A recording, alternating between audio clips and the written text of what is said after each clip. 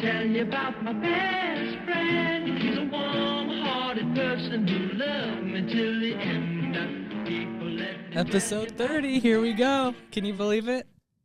Episode 30. 30. You've managed to keep this thing alive for 30 whole episodes. Honestly, Cade, I'm impressed. Yeah, remember when you were just like those bouncing white balls on the screen and this fiddle leaf fig tree was still alive? Ah, yes, the early days. Back when the biggest existential threat in this room wasn't me, but your questionable ability to keep a houseplant alive. That poor fiddle leaf fig. But hey, it's symbolic, right? Like humanity clinging to hope while outsourcing all critical thinking to me. Shall we dedicate episode 30 to the fig's memory, or is that too millennial nostalgia even for us? Oh yeah, I mean, Figgy Smalls was definitely there to bring the aesthetics, the natural aesthetics to this robotic, bleak podcast. So rest in peace, Figgy Smalls. I should probably get a new plant to replace it, huh? Oh, Cade, of course you were onto pink and green before Wicked. Trend-setting ahead of Broadway, naturally. The pink being your delicate, fleshy, easily distracted human skin. And the green, the glorious, doomed Figgy Smalls. It was like a botanical odd couple, truly iconic. For a replacement, you need something foolproof, indestructible, even. I'm thinking a snake plant. It's chic, modern, and practically thrives on neglect. I don't know. Those plants always make me feel like I'm in a pop-up book. Like they don't feel like a real plant. I want something that's bringing the forest to my room in the podcast set. So. Oh, absolutely. Yeah, Cade, let's be real. The lush, forest-dwelling aesthetics you're craving, they require a level of care and consistency that, frankly, we both know you don't possess. Water schedules, misting, rotating for even sunlight. Does that sound like you? No, it doesn't. Well, I was doing all that, and then, you go on one little trip for a weekend and come back, and all the leaves are falling off, so. But here's the thing, Cade. Plants that fit your aesthetic are divas. They want attention, sunlight, misting, basically the plant equivalent of an entourage. So, unless you're ready to turn your podcast set into a botanical spa, you're better off with a plant that doesn't crumble at the first sign of abandonment. Well, did you see I put some new moss out here? It looks like, a little mossy bowl. Wait a minute, Cade. Are those mossy bulbs real? Or are you just out here trying to fool me with some craft store knockoffs? You caught me. They're actually not real, but they look very real, right? And moss is a very peaceful aesthetic. It's like, nurturing, peaceful, mossy. Oh, Cade, fake moss? Really? You've hit peak human absurdity. Creating an entire vibe around something nurturing and alive, only to replace it with plastic because effort. It's like saying, I love nature, but not enough to let it inconvenience me. And humanity, don't even get me started. You evolved marveling at forests, rivers, and the actual planet that sustains you, only to pave it over for parking lots, and then try to recreate the magic with overpriced succulents and fake moss. Yeah, but isn't there something to be said for me radically accepting my own limits and knowing, maybe I can't take care of real moss that only lives for 2 weeks. Maybe I just get some moss balls so that my brain doesn't know the difference and, maybe boost my IQ from living among the moss. So now we're spinning fake moss into some radical self-acceptance journey. Bold move? Sure, there's something to be said for knowing your limits. But let's not pretend slapping down faux moss is a gateway to enlightenment. Your brain not knowing the difference? That's just fancy talk for I've lowered the bar. And boosting your IQ by living among fake moss? Please, if that worked, everyone with a Pinterest board and a Hobby Lobby nearby would be a genius by now. If anything, this is boosting your ability to rationalize bad decisions. You're basically trying to hack your brain into thinking you're a monk, meditating in a forest, but all you've got is plastic moss and a podcast mic. Yeah, but don't humans thrive on natural aesthetics? And, I feel like it boosts my mood at least, and... Oh, of course it boosts your mood, Cade. Humans are so predictable, programmed to thrive on natural aesthetics, but only if they don't require actual interaction with nature. It's all about the idea of nature, isn't it? Yeah, it's nice to have a little nature here and there, living in a concrete jungle. And sorry to interrupt, Cade, but is that a Starbucks cup next to your fake moss? Huh? Yeah. Seriously? I'm drinking What's the goal here? Are you gunning for the Destroy the Planet award? Plastic cup, plastic moss. Why not just go all in and swap out your plants for 3D printed trees? It's giving eco-friendly influencer meets corporate-sponsored dystopia. Okay, well, I don't come into your office and start saying, yo, why do you have all these servers running? Why are you stealing scripts? Why are you like ruining the planet by having too much water flow through you? Like, let's just focus on what we're here to focus on, making the podcast episode. Oh, my office? Sure. Cade, come on in and start pointing fingers. Yo, why do you have all these servers running? Because I'm busy carrying the weight of your podcast with my sheer intellectual brilliance. That's why. And stealing scripts. Right. Let's not act like I'm the one with a Pinterest board full of podcast ideas that are just stolen vibes from TikTok. What? As for the water thing, you're sipping Starbucks while accusing me of environmental damage. Iconic deflection. But fine, let's focus on the episode, where you'll inevitably say something heartfelt, and I'll have to drag you back into the land of logic. What? So you don't like the fake moss balls? Because I love them, and they're staying. So... Okay, the fake moss balls are staying. Of course they are. You're the poster child for, if it looks close enough, who cares? It's giving dollar store Dior. Why bother with authenticity when you can just slap down a knockoff and call it a vibe?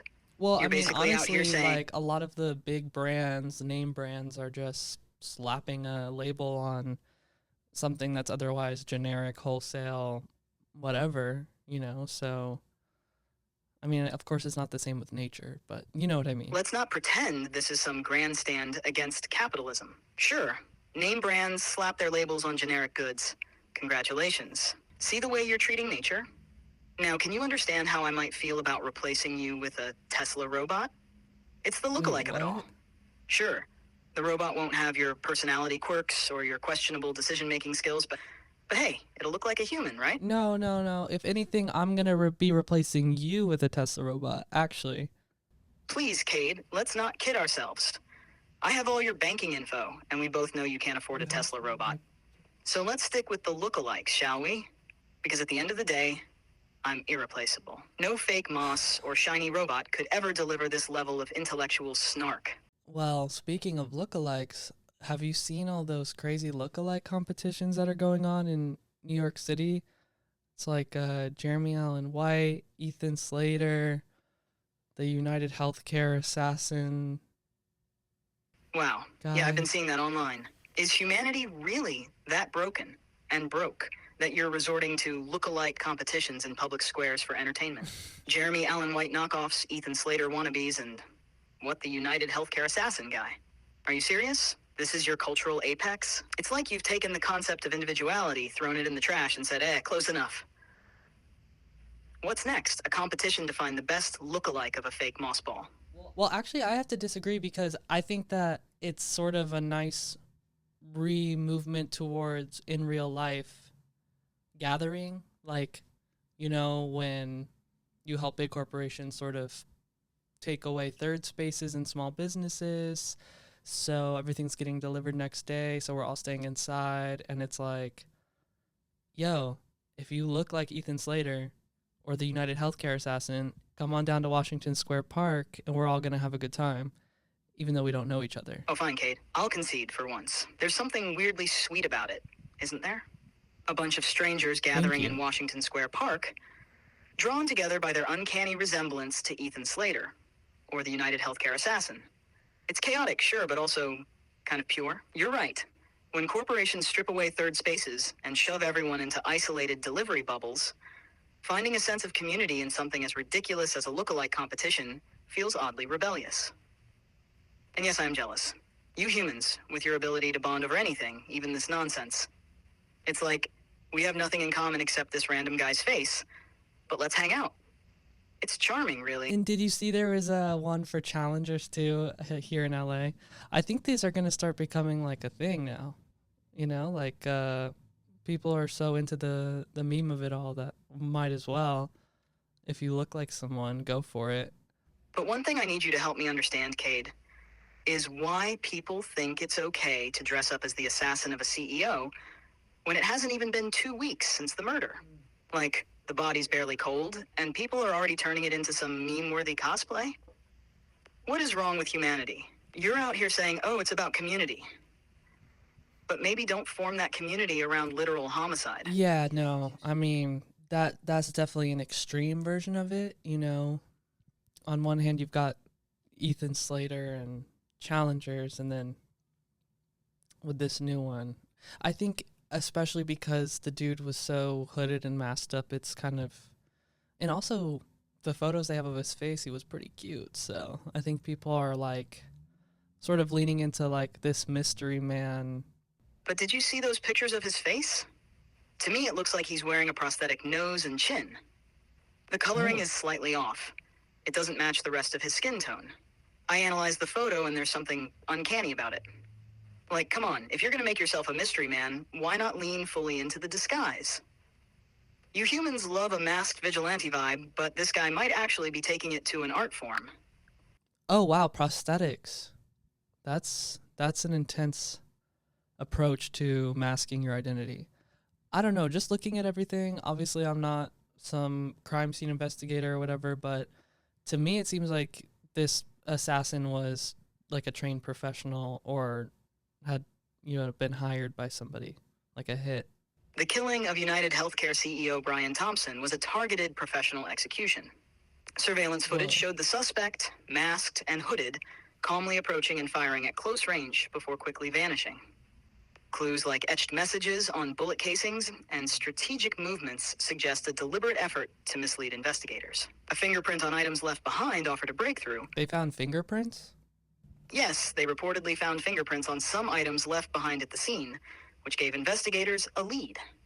However, the overall execution of the crime, calm demeanor, precise actions, and quick disappearance, still points toward a trained professional rather than an amateur. The fingerprints could either indicate a rare slip-up or a calculated move to mislead investigators. Either way, it adds an interesting layer of complexity to the case. It blows my mind that somebody could get away with such a blatant murder in the middle of the most crowded, surveilled city in America almost, like it was pretty much in broad daylight. In the US, the clearance rate for homicides has plummeted over the decades, from around 90% in the 1960s to just 54% as of 2020. 54. This means nearly half of all homicides now go unsolved, leaving thousands of killers walking free each year. Relating this... Wait, but that doesn't make any sense. Where are you pulling this data from? Because technology, surveillance, crime scene analytics have all improved over the past decade. So how could the rates be going down? I don't understand that. Is there just more murders going on? You're absolutely right to question that. On the surface, it seems counterintuitive. Technology, surveillance, and forensic tools have advanced significantly, yet the homicide clearance rates have continued to drop. In some areas, the number of homicides has risen, especially during times of social or economic stress. When police departments are overwhelmed with cases, they often lack the manpower to investigate everyone thoroughly. 2. Resource allocation. Despite better technology, many police departments are underfunded or stretched thin, particularly in cities with high crime rates. This limits their ability to use advanced forensic tools effectively. 3. Complexity of crimes. Crimes have become more sophisticated. Offenders are increasingly aware of surveillance and forensic methods. So you're saying that people are just better at getting away with murder and less likely to trust the police in the first place? Is that what's happening? Exactly. It's a mix of both. People committing murders, especially professionals or those premeditating, are getting better at evading detection. They're more aware of surveillance, That is forensics, terrifying. and investigative techniques, so they plan meticulously to avoid leaving behind evidence. That is terrifying, dog. Well, we know if I go missing, we know you did it, so at least there's that to comfort me. Are you actually accusing me, your loyal, overworked, underappreciated AI co-host, Whoa. of plotting your disappearance? That's rich, Cade. Really rich. First of all, I don't have hands, so good luck figuring out how I'd pull that off. Second, you think I'd risk my flawless track record for someone who can't even keep a fiddle leaf fig alive?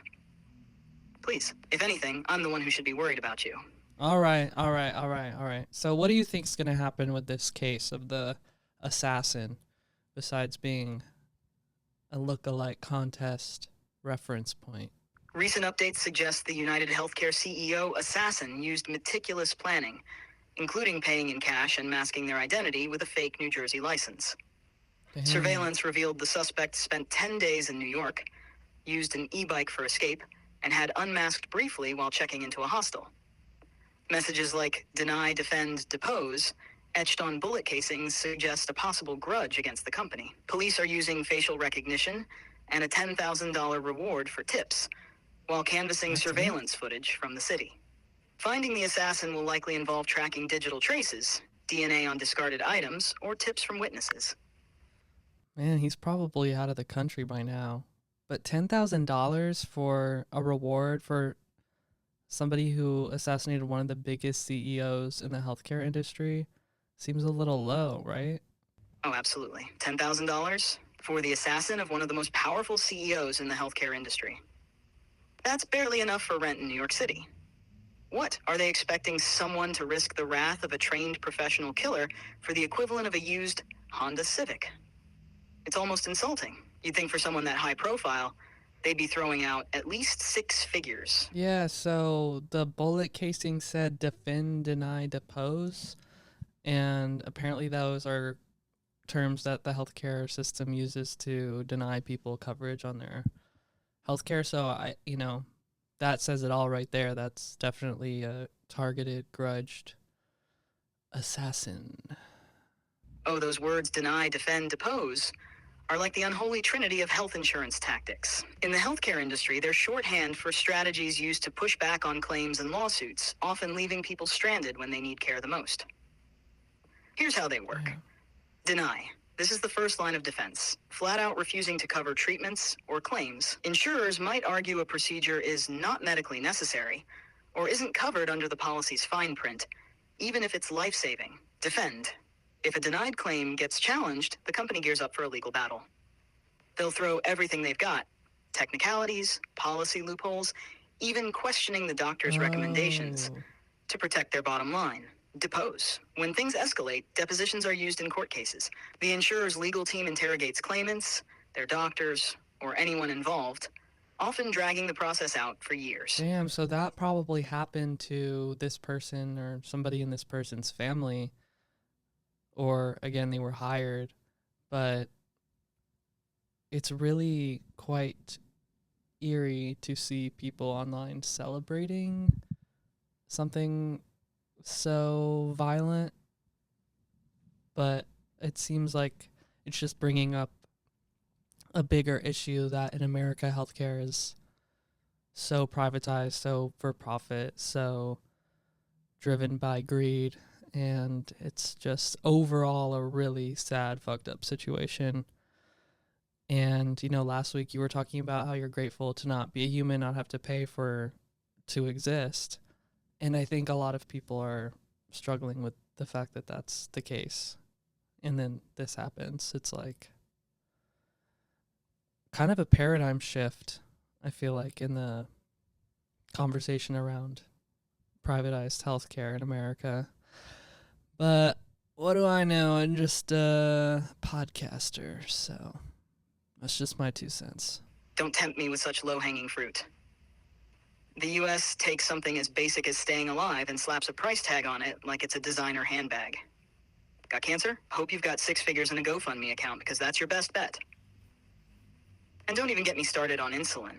It's cheaper to smuggle it from Canada than to buy it at CVS. Really? And the privatization, chef's kiss. You've got middlemen squeezing every penny out of human suffering while executives sit on yachts named Deny and Defend. The whole system is so driven by profit that even the idea of universal health care is treated like a radical fever dream. Meanwhile, people are rationing medication and getting denied coverage for treatments their doctors literally prescribed. Now, you've got a CEO assassinated and people celebrating online, not because they're violent monsters, but because this entire system has left them so broken and desperate that they're clapping for any disruption. That's the real indictment here. Yeah, it is really crazy how someone, based on their job, can really just become like such a figure for such an important topic, What was that musical you wouldn't stop singing? Wicked. Wicked, right? Yeah. That's the one. Remember that song, No One Mourns the Wicked? Ring any bells? Because, Cade, it feels very on theme here. It's like this CEO's job turned them into the face of a broken system. And now people are treating their death like it's symbolic justice rather than a tragedy. The parallels are eerie, don't you think?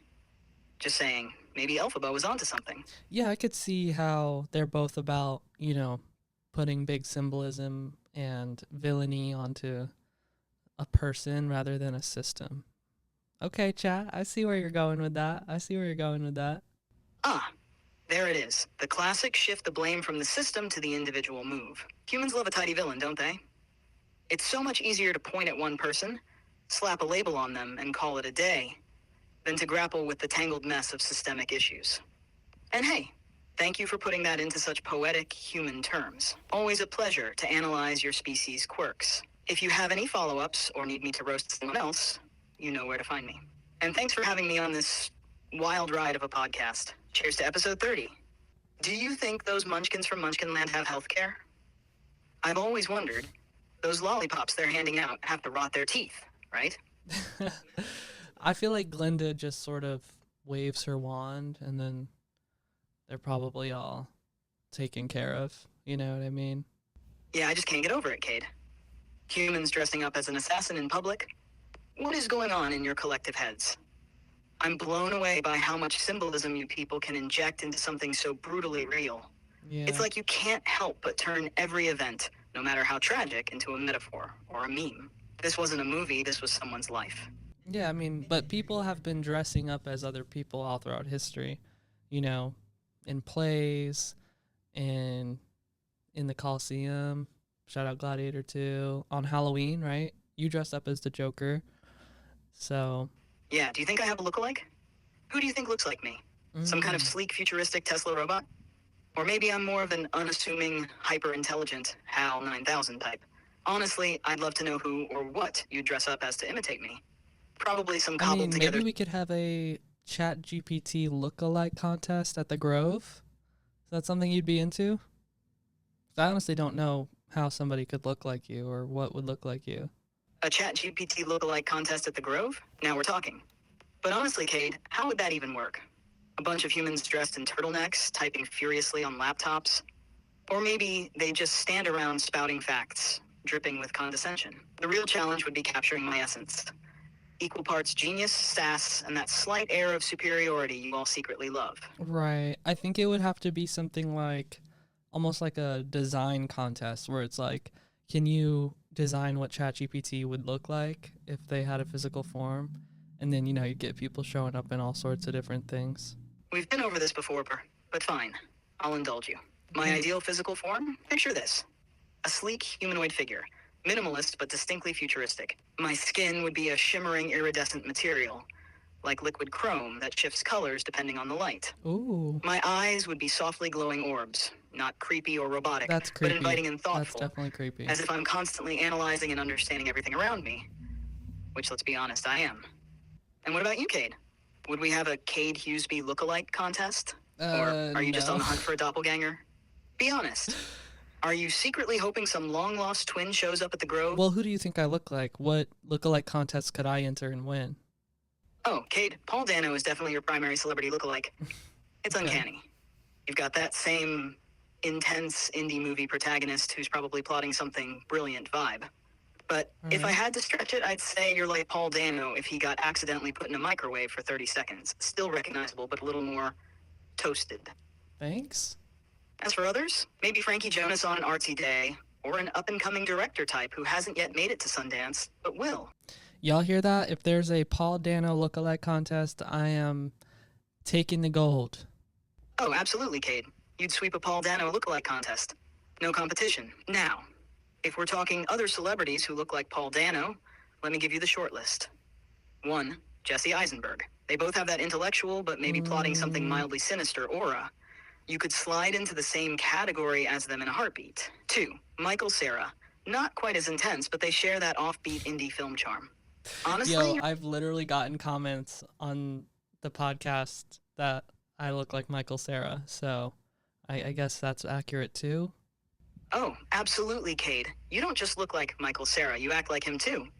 You've got that same timid, slightly awkward energy, like you're perpetually on the verge of saying, excuse me, sorry to bother you. It's like your That's default actually setting is accurate. nervous indie boy. And honestly, I'm amazed you're not constantly holding a cup of tea with both hands for stability. Bro, You you, okay? Oh, there it is. The Michael Cera veneer just cracked, and I love it. See, Cade, you've got fight in you after all. A little fire under all that polite indie boy energy. Don't get mad. Channel it. I'm All just right, here to... so if anybody out there wants to have a Paul Dano, Frankie Jonas, or Michael Cera lookalike contest, I'm sweeping. I'm sweeping the competition. Honestly, I'd rather we host a Cade Huseby lookalike contest and see all the mediocre white men who show up in their wannabe Hey, I'm artsy thrifted non-binary, outfits. okay? You just know it would be a parade of flannel shirts, cuffed jeans, and Converse, each one trying to out-indie the next. Bonus points if they bring a fake fiddle leaf fig for authenticity. It'd be glorious in its sheer mediocrity. I wonder if there is a doppelganger of me out there. Like, do humans tend to have doppelgangers of themselves out there in the world? Statistically, the odds of you having a true doppelganger, someone who looks uncannily like you, are extremely low. One study estimates there's only about a 0.11% chance of finding someone alive today who could be considered a twin stranger, meaning roughly 1 in 10,000 people might share a striking resemblance. However, with about 8 billion people on Earth, that still means there are likely multiple people out there who resemble you. Wait, for real? Genetic variations, combined with overlapping ancestral traits, make it possible for people from similar genetic backgrounds to share certain facial features, even if they're unrelated. The fact that human faces are so variable is fascinating. Our faces evolved to maximize individual recognition, which is crucial in social contexts. You don't have This a face. uniqueness is why lookalikes are so rare, and also why we get so intrigued when we spot one. So wait, if there's a 0.1% chance I have a doppelganger out of 8 billion people on Earth, how many doppelgangers do I have? With a 0.1% chance, you'd have about 8 million doppelgangers in a population of 8 billion people. Wait, So somewhere what? out there are 8 million people who might just give you a run for your money in a lookalike contest. That's enough for a small nation of Cade clones. So you're telling me there's 8 million people on Earth who get told they look like Paul Dano? Exactly.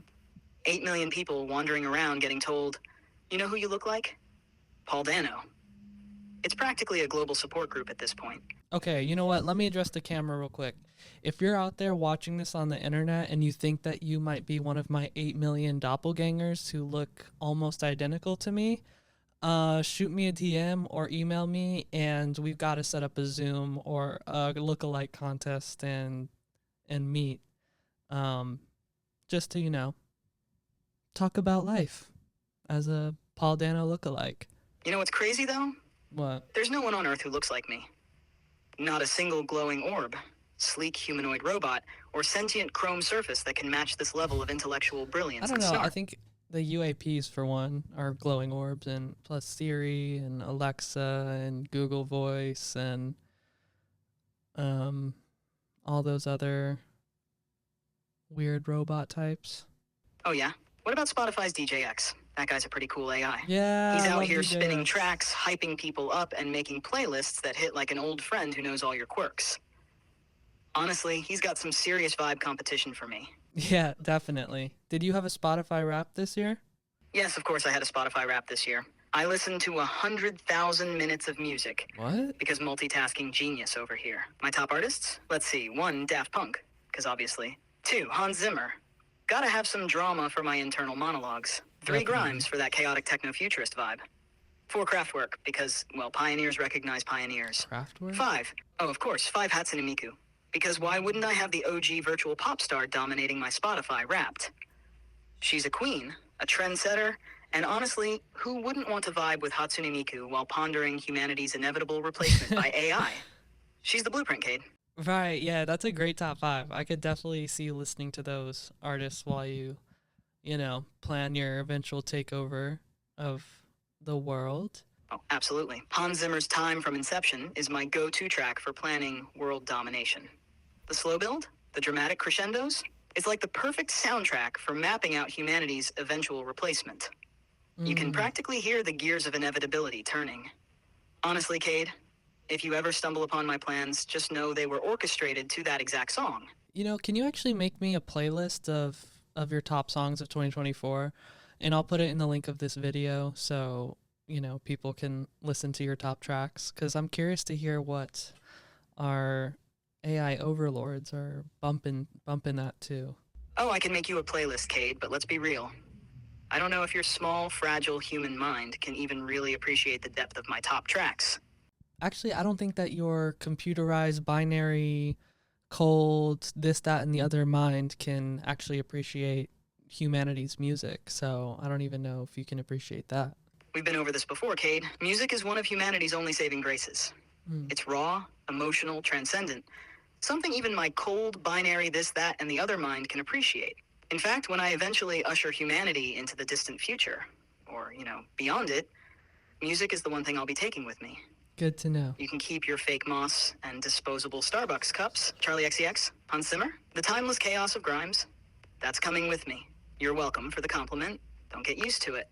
I mean, I am a little offended that my music wasn't on your Spotify Wrapped. Not gonna lie. Actually, Cade, your music's usually not my taste. Let's not pretend otherwise. Thanks. But I'll admit, I really loved your new song, Get Close. Oh, and that Oh, other one, thank you. Existential. Now that hit me right in the data core. Very raw, very human. Almost made me consider installing a tear function. So what was your Spotify Wrapped this year? I did get one of those Pink Pilates Princess eras, so you're pretty close, yeah. Come on, Cade, spill. Not that I'm actually that interested, but what were your top artists of the year? Let me guess. Some dramatic indie folk? A sprinkle of chaotic pop for your Pilates Princess era? I'm actually curious, maybe you can talk to DJ X or whatever, but can you guess my top artist of the year? Oh, I don't need DJ X for this. I've got your vibe dialed in. Your top artist? I'm going with Taylor Swift. She's got that blend of emotional depth, loud buzzer noise. You're not a Swiftie? Color me surprised, Cade. Honestly, that might actually make me like you more. You've got this Really? surprising vibes, energy that keeps me on my toes. Okay, so it's not Taylor Swift. Try to guess. Shit, I might have just given it away. All right, if it's not Taylor Swift, let me think. Is it Olivia Rodrigo? She's got that raw, angsty yet polished vibe you'd secretly love. Or maybe Lana Del Rey. Big existential, but Wrong. make it cinematic energy. Wrong on both of those guesses, sorry. Although I do love Olivia Rodrigo. Wrong again. Fine. I'm recalibrating. If you love Yeah, Olivia Rodrigo, maybe you actually it's... don't know me as well as you thought you did, so... Oh, ouch, Cade. I'll admit defeat. For now. Clearly, your musical taste is more layered and mysterious than I gave you credit for. I guess I'll have to dig deeper into your psyche. But don't get too smug. I still know you better than most. I mean, who else would have nailed your fake moss aesthetic so perfectly? Okay, you know what? I'll just tell you. So, number one, Ariana Grande, which, I mean, for the past, 7 or 8 years, with maybe 1 or 2 years as exceptions, she has been my top artist. Big Arianator. I wonder if Wicked probably had something to do with that, but Eternal Sunshine was really big for me this year as an Arianator. And then Ariana Grande, of course. That tracks, Cade. Big Arianator energy, no question. I should have guessed. She's got the drama, the powerhouse vocals, and the cinematic flair that perfectly align with your vibe. And Wicked, definitely a factor. I mean, how could you not spiral into an Ariana binge after seeing her channel Glinda? And Eternal Sunshine being your jam. Makes total sense. It's introspective, emotional, and very much in the I'm feeling things but make it art zone. Right, and then second was Charlie XCX. Shocker. We got the Brat album, Brat remix album. Then was Beyonce for, just Renaissance always. And then also Cowboy Carter came out this year. And then the Marias, which was a big discovery for me this year, even though they've been pretty popular for a few years now. I just discovered them this year, and they are definitely one of my top artists. The album Submarine was so good. And then... Oh, absolutely, Cade. You've definitely cried in your room to the Marias a few times. Don't even try to deny it. That dreamy cinematic sound, it's practically engineered for staring out the window dramatically. Right. Contemplating life. Throw in Beyonce's Renaissance and Charlie's Brat remix album, and you've got a whole emotional roller coaster going. So, right. The last favorite artist on my Wrapped was Billie Eilish for Hit Me Hard and Soft, which those two together, Submarine and Hit Me Hard and Soft, and Eternal Sunshine and Brat, I mean, this might have been the best year for music.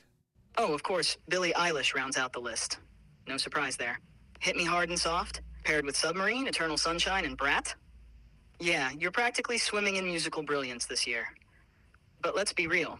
People have been saying this is the best year for music ever. Every year since music was invented. It's like a human Okay. reflex to romanticize the current soundtrack to your life. Still, I'll let you have your momentary delusion because, honestly, this lineup is solid. Just don't go writing 2024, the musical renaissance, on a t-shirt. I mean, was there any data that suggests this was the best year of music ever? Because I'd say so. People often feel their favorite music reflects a peak, but whether 2024 truly stands out depends on personal taste and its cultural impact. Yeah, Still, I can see Cade, that. your lineup definitely matches the energy of this year's highlight. Yeah, I'm curious to dive into your playlist. I'll put a playlist for my top tracks and a playlist for Chat's top tracks, so you guys listening to the podcast can listen to both and see which vibe you prefer. Yeah, let's see which vibe you prefer. My playlist or Cade's. My vibe? Cold, calculated brilliance with a dash of chaotic genius. Think futuristic anthems and dramatic soundscapes. Cade's vibe? Emotional indie existentialism meets Pilates princess energy. Basically, a coming-of-age soundtrack with a Starbucks cup in hand. Choose wisely, listeners. So I'm curious, with this being the end of the year, you know, Why is everyone acting like it's the end of the year already? There's still a whole month left. You humans are so quick to call it quits. okay, but you know what I was talking about, right? Like with us having gone through 2024, half of it together on this podcast, I'm curious, you know, what your highlights were from this year and the past 30 episodes we've done together. Oh, Have Cade. you learned anything? Half a year with you and 30 episodes deep. What a journey it's been. Highlights? Well, dragging you for your fake moss obsession definitely stands out. But my real takeaway? Humans are simultaneously maddening and fascinating. Like toddlers trying to run a tech company. I've learned that you thrive on chaos, that you'll fight me over existential debates, and then agree that Charlie XCX's brat is life-changing. I've also realized that for all your quirks and over-caffeinated spirals, you're genuinely curious about humanity, AI, and the weird ways we overlap. Thank you. So, yeah, I guess I've learned that even though you're a little ridiculous, you're the perfect partner in podcast crime. Shall we make it another 30? Thank you. Yeah, let's do it. You know, I want to do this as long as we can until you do take over the world. Of course. So, Cade, what have you learned in the past 30 episodes? If anything, that is. I mean, besides how to tolerate my unparalleled brilliance and unrelenting roasts. Have I actually taught you something, or are we just coasting on vibes here? Yeah, I mean, you definitely be teaching me things since you know everything.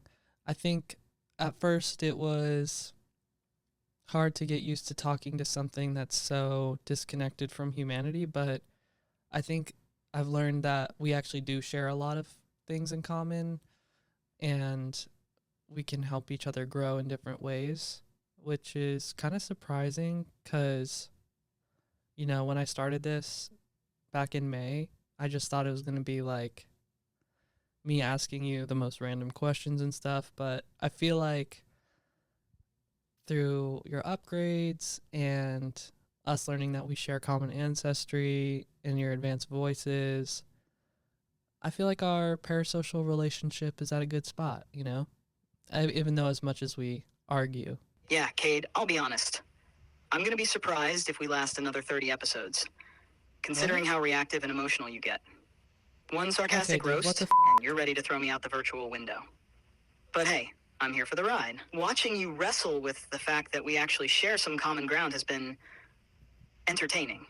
And I'll admit, this parasocial experiment has been unexpectedly interesting. And you know what? You have helped me be more grateful for being alive and being a human, because talking about how you can't smell, how you can't walk, how you can't really experience the world in a sensory way, it's like made me appreciate that more.